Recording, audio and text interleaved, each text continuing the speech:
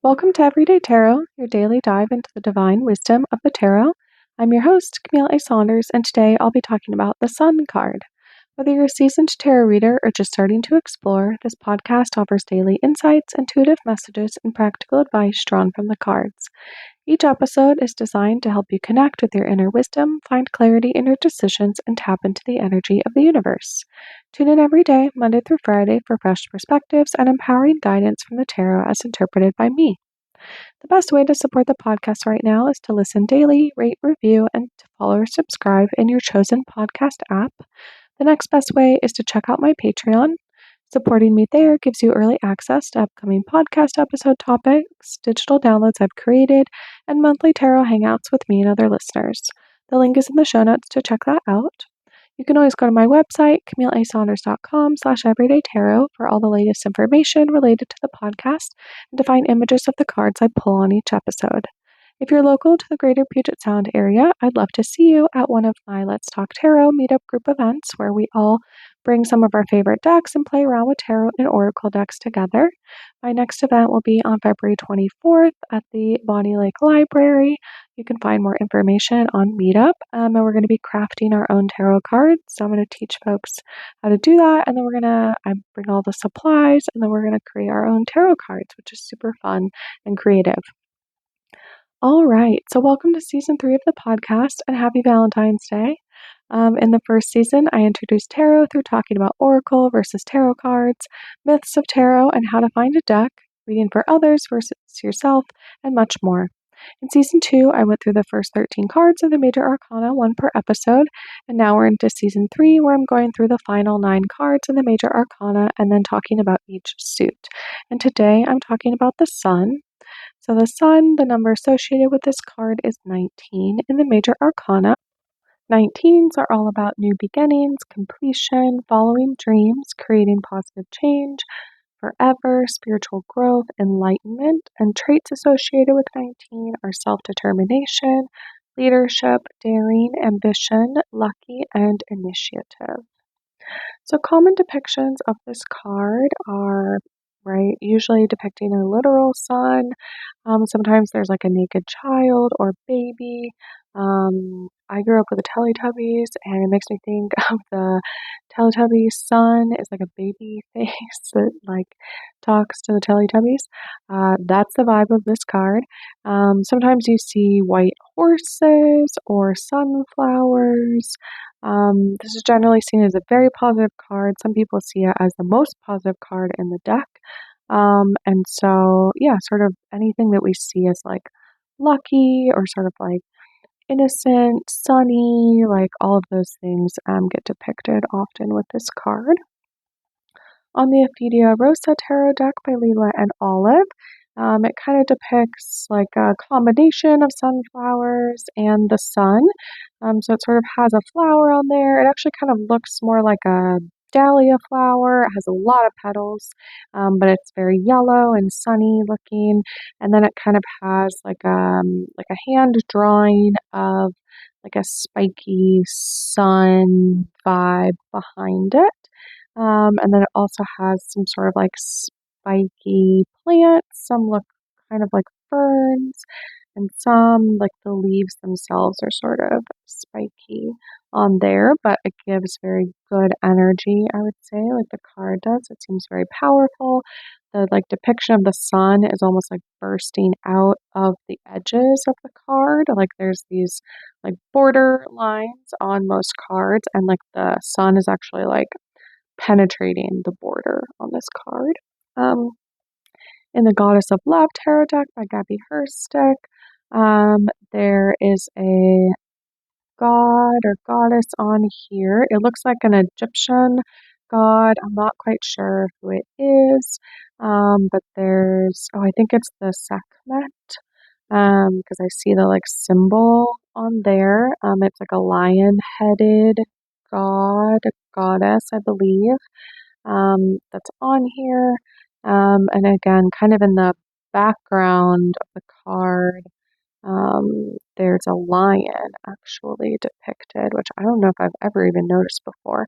And then there's like an Egyptian eye, like where they would draw the like eyeliner, the like kohl around their eye. At the top of the card, like sort of in a sun, and then there's like red teardrops falling down like a blood. So very like evocative card. In the Anima Mundi deck, there's like a white horse, or almost like when I first look at it, I'm like, it's a Pegasus. And then I'm like, actually, it doesn't have any wings, but it's like flying, like is how it looks. Like it's probably like cantering would be like the right word for it. Um, but it's sort of like jumping in the air. It's very like action. There's like a sun in the background, but also sort of interestingly, you can see stars. So I'm not quite sure like how that would work. Usually you can't see the stars when the sun is out, but it's like there's a clear, like bright, shiny thing in the sky. It doesn't look like the moon. And then there's like stars, and the sort of focus of the card is all on this white horse.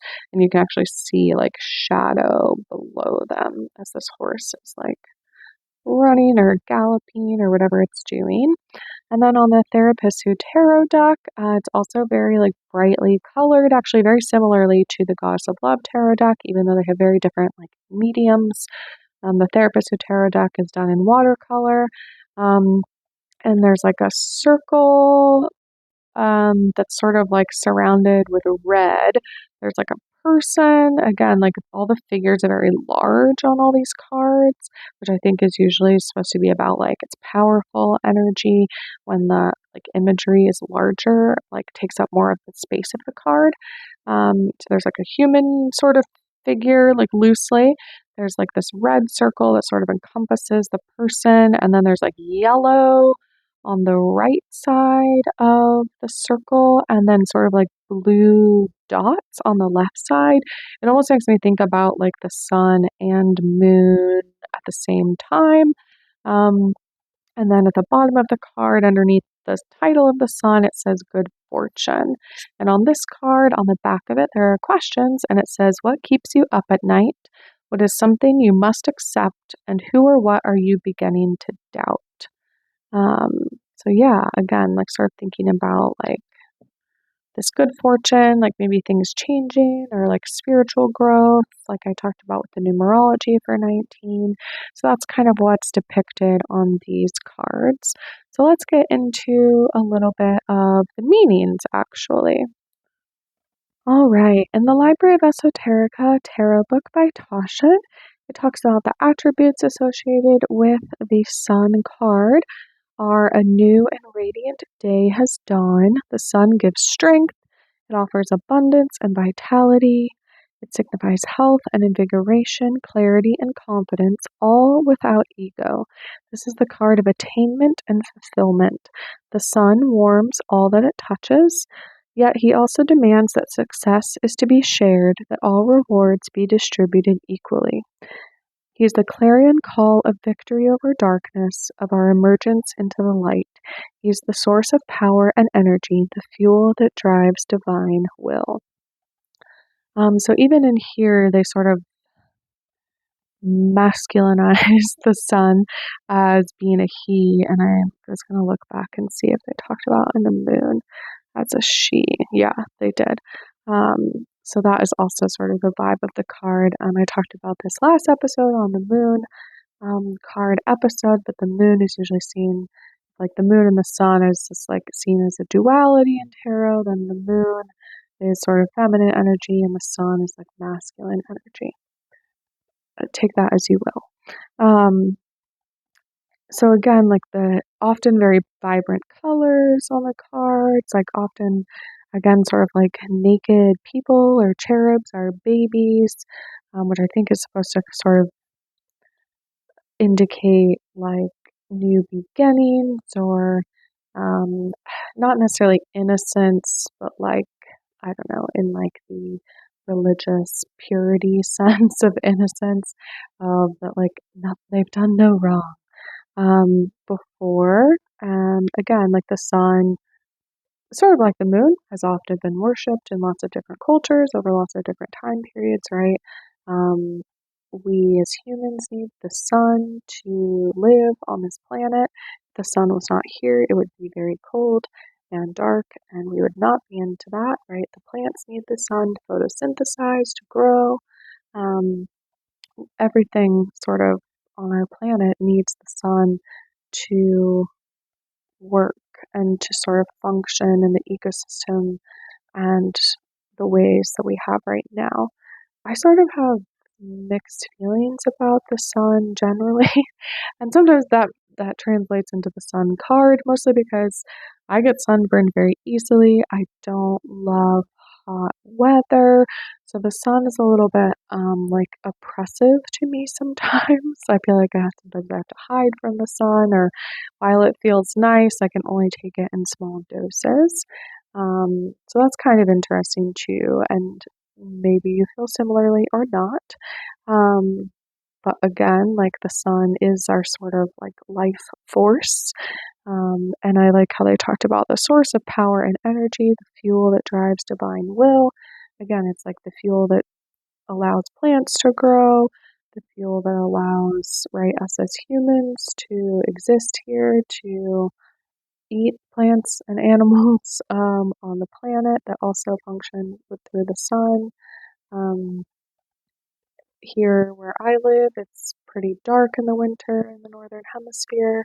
I live in the Seattle area, fairly far north in the US, and we have very short uh, daylight hours in the winter, and people get very affected here with seasonal affective disorder and get more depressed often when there's lack of light. I have chickens in my backyard, egg laying hens, and they are also greatly affected by the sunlight hours. They lay less eggs in the winter when there's less sun, and they lay more eggs often in kind of spring and fall. They don't love hot weather, but they do like the sun, and they're very determined by that. Chickens also will put themselves to bed when the sun goes down. They cannot see well in the dark, and so they know that they're very what would be the right word, vulnerable in the dark. And so they, you know, in the wild would roost in a tree. We have built a nice coop for them, so they go inside and they roost on wooden bars and they're sort of like tree branches. But I don't have to, right, I don't actually have to put them away at night. They do that themselves and they will get up when the sun comes back out and they start to warm up and see the sun. Again, like if you were to be in a room without any curtains, right? Like in the summertime here, we get like 14 hours of sun. And it is very hard to sleep in when the sun is out, especially if it's warmer. It like wakes you up pretty early in the day. So we are greatly affected by the sun as well. In the Apedia Rosa tarot deck by Lila and Olive, it gives short descriptions for each card, like a single phrase, often rhyming. And so I'm going to read that one to you as well. So for the Sun card, it talks about swelling with heat from the closest of stars. We connect to the beat of hearts here and afar. So, right, it's talking about the heat of the sun. It's talking about stars as well, because stars are also just like fiery fiery light, just like the sun is. The sun is just very large and very close to us compared to a lot of stars, so we see it a lot brighter. Um, and that, yeah, and that allows us to connect, sounds like sort of to other people, to ourselves, right? And this is what I'm thinking about, like plants and other animals, like critters, like we're all sort of connected by the sun and like our needing it to live. Again, I guess we'll see if we go to other planets. Obviously, the sun will still be present there, but if we venture out further into the solar system, the sun is going to be a bigger deal or be further away. So that will be very interesting for humanity to think about. Because right now on planet Earth, the sun's very present. Seems pretty great. Things go well. All right, let's look at the Goddess of Love tarot deck guidebook for the sun and figure out what goddess it is. Like I said, I think it's depicting Sekhmet. Yes, okay. So the sun, the astrological correspondence for the sun card is the sun. So it talks about the sun is active and penetrating force of the goddess. It's love turned outward. It is a rebirth and illumination. It's the center of the circle, the solar sphere around which all life orbits. The sun is the lust of passion, felt within the seat of the soul, felt within the self that is greater than the I. The sun represents a new eon, that which has been separated, purified, recombined, and purified again. The Egyptian goddess Sekhmet, lion-headed goddess of lust, blood, and divine rage, is known for her bloodlust and warrior power. But Sekhmet is also a goddess of healing, embodying the duality of the sun and serving as a lesson to mind the intensity of your carnal longings. So I guess this is sort of right, talking about the duality of the sun, that there is this like very bright, burning, right energy of the sun, literally energy, but also, right, if we sort of, I mean, again, with me, when I think about getting sunburned or like getting like heat stroke, right, if you spend too much time out in the sun, like at first it feels great and nice and warm and lovely, and then sometimes it can get like too much. So this is also talking about that there's sort of this other side to the sun. The sun is an omen of warmth and joy, a guide through the perils of whatever journey you're on. When you pull the sun card, you're uncovering your sexual and sensual self. The lust feeds you, turns you on, and allows you to turn your gaze inward. It represents the alchemical rage that comes from protecting and devoting yourself to another, the lioness who would do anything for her cubs.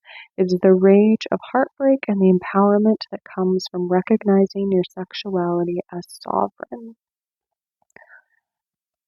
Yeah, so the journal question for this card in the Goddess of Love Tarot deck is, where am I welcoming more wonder, play, and joy in my love and sex life?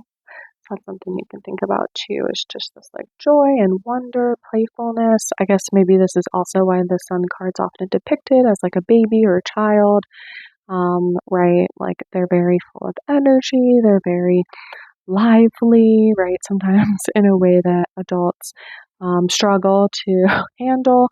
I think often as adults we temper down our excitement, right? We're like, oh, we have to be more serious. And I know about how things are in the world, and I can't, right? I can't. Okay, I can't just like be joyful all the time. But again, most children, especially when young, right, they don't really have that like filter.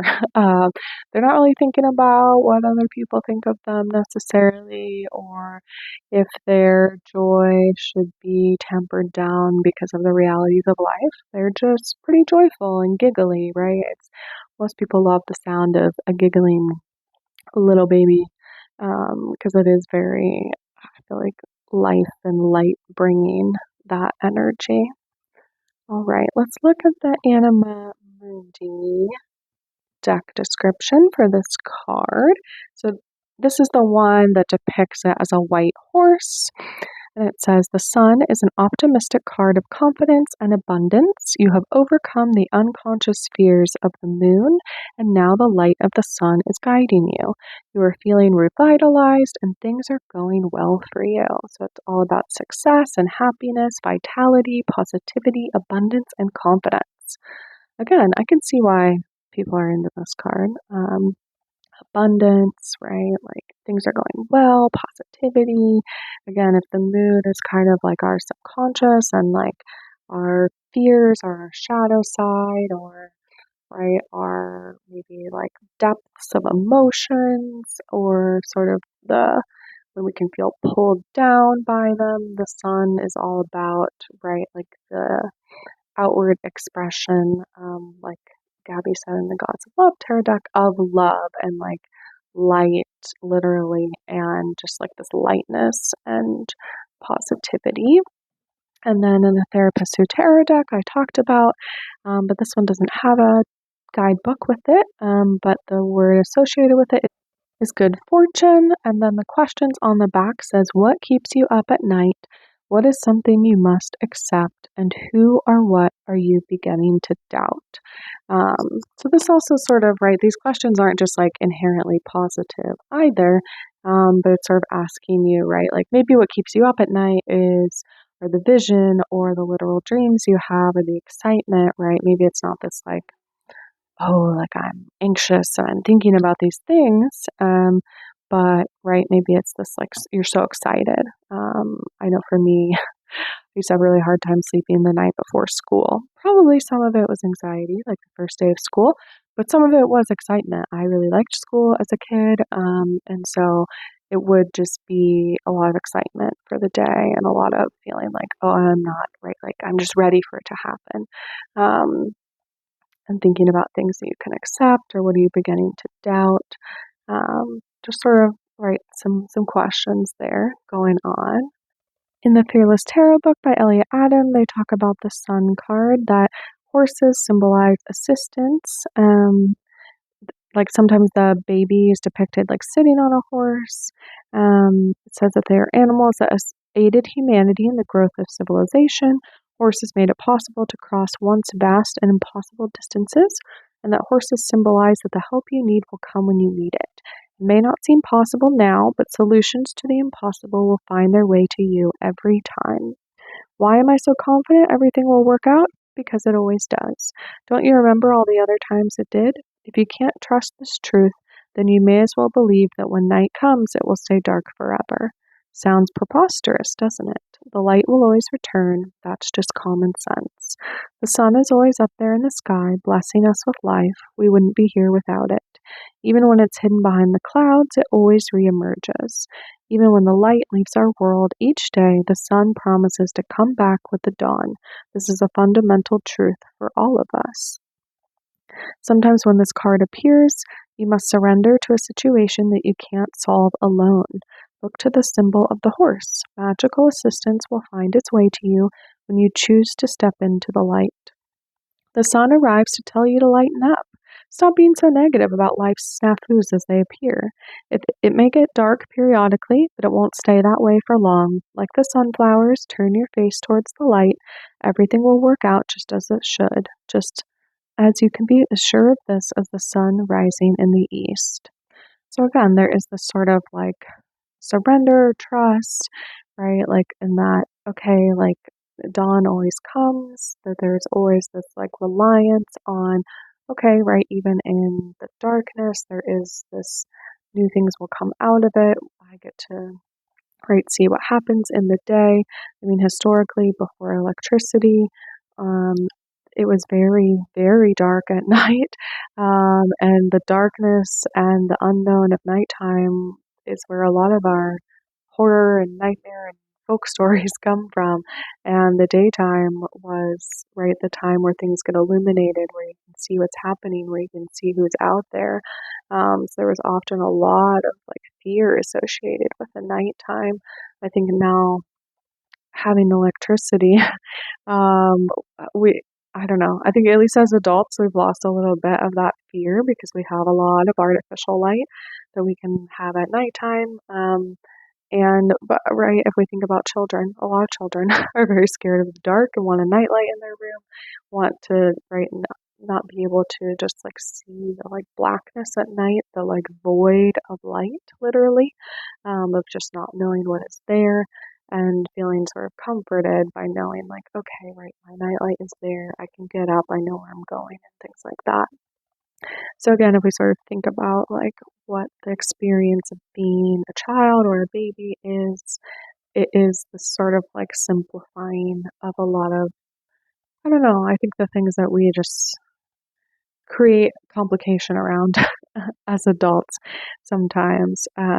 Whereas I think when we interact with children or maybe when we were children, there is this just sort of like simplicity to how things like think or feel, right? Again, it's like you feel joy, you express it. You're giggling, you're laughing, you're being tickled, you're just laughing and giggling over anything and everything. And like that is just fine, right? There's nothing, like you don't see anything wrong with that. Um, I think it's only later when maybe people make fun of us or um, we're told we're too loud or we're disruptive, that there's this sort of like dimming of our natural light and positive emotions too, or it's seen as like, again, unserious, to be emotional in a positive way. So that is what the Sun card's all about. It's about that like vibrant and joyous emotion. So I'm going to go ahead and pull a card and let's dive in and see what the cards have to say. I'm going to be thinking about these questions from the Therapist Who Tarot deck of what keeps you up at night, what is something you must accept, and who or what are you beginning to doubt as I pull a card. All right, so I pulled a card from the Sassarabito Tarot deck by Stasia Burrington, and I pulled the Six of Cups, which honestly gives very sun energy, even just as I look at it. So on this particular card, it shows like a person with their head turned up. They don't look like they're wearing any clothes. You just kind of see them from the chest up, and they have all these like flowers that are yellow, sort of like almost like sprouting out of their chest or like neck area. There's like blue butterflies flying around. Like it's very positive, uplifting looking energy. So this talks about the Six of Cups is all about innocence, wonder, and curiosity. This card shows a young person looking up in awe at the flowers and butterflies overhead. The plants sprout from his or her chest. The Six of Cups is all about finding beauty and magic in your surroundings and in yourself. They are interconnected. This card is youthfully optimistic, full of naivete, with open eyes and open mind, enthusiastic and joyful. Take time to play here, be kind and generous. This card can sometimes indicate a child or the birth of a baby. So again, this sort of like innocence, wonder, curiosity, like things are opening up, like youthful optimism, eyes wide open, and also this like joyfulness. That there was a thought I had as I was reading that, and now I feel like I've lost it. Let's see if I can get it back again. Yeah, I guess I'm sort of just thinking about like playfulness, creativity. I know that is something that's I try to make a lot of time for in the winter time because I'm not necessarily out in my garden, which feels like creative and playful. And so I have to kind of find other ways to do that. In January, I did like a 1,000-piece puzzle as like something sort of creative and meditative and fun, and you get to see kind of a finished product at the end. I recently started building some Wicked, the movie themed Legos of like Oz. So they're very fun and I like building Legos. I love like the following instructions of it. And then again, you sort of get like a fun product at the end. I don't always keep my Legos, but I do enjoy building them and I like having the themed ones. So those are kind of things that I've been doing recently. I just sent out a newsletter today. If you ever want to join my newsletter, there are links to that in my link tree on Instagram, which is KAMZIE13 on Instagram. And links for that are also on the website. But yeah, in that newsletter I sent out today, I was talking about, again, my Legos. I talked about that I bought myself some flowers this week, which is also just like some brightness, some joyfulness in the winter time, but also that my birthday is next week, and I consider my birthday the beginning of seed starting season where I am because our last frost date is around April 20th. And so February to March, March to April, it's about 2 months. My birthday's on the 18th, about 2 months ahead of time, which is, at least for me, like the earliest seeds that I start, considering that at least here it doesn't honestly get super warm until like July. I live in sort of a short season place, which just means your gardening season is kind of cool and the season itself is short. There's less days of heat. Even though we get a lot of sun, we don't necessarily get a lot of heat. So heat-loving plants have a harder time here. So I start like my peppers, seeds, usually around my birthday. I start onions and sometimes I plant some things outside, like parsnips. I already have garlic in. And then any sort of perennial plants that I'm starting from seed for the year, they usually just, because they kind of live all year round, they often need just a little bit more time to get big enough to be able to withstand a really hot summer and then cold winters. So those are kind of the things that I'm going to be starting soon. So I'm going to be bringing my seed starting setup back into my office and getting all my grow lights set up and that kind of thing. So that's also for me like a fun time of year and also a way to like be creative, get my hands in the dirt literally. And I guess going with the sun energy, like, and seeds are the beginning of new life, right? They are the babies of plants, or maybe the embryos of plants. Um, and they will start sprouting up and seeing that new life in the late winter, early spring is very fun and just like brings me a lot of joy. So I know that's one thing I will be doing that's sort of in the realm of the Six of Cups card that I pulled today of joyfulness and youthful optimism. All right, so thanks for joining me today. Links for the tarot decks that I talk about will always be in the show notes and on my website if you want to look at them or know the names or purchase them. And thanks for joining me today on Everyday Tarot. Just as a reminder, the podcast comes out daily, Monday through Friday for all of 2025. All right, see you soon. Bye bye.